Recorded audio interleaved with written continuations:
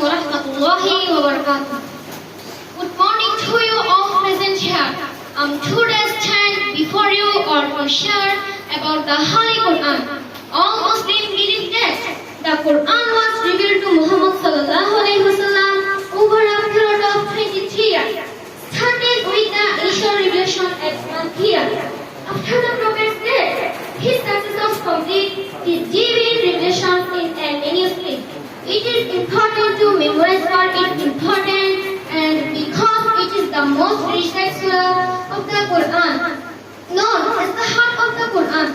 It is recommended for us to recite Surah Yasin every morning after Fajr.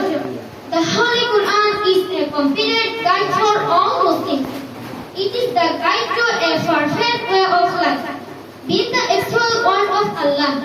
The Quran envelopes a lot of lessons and information.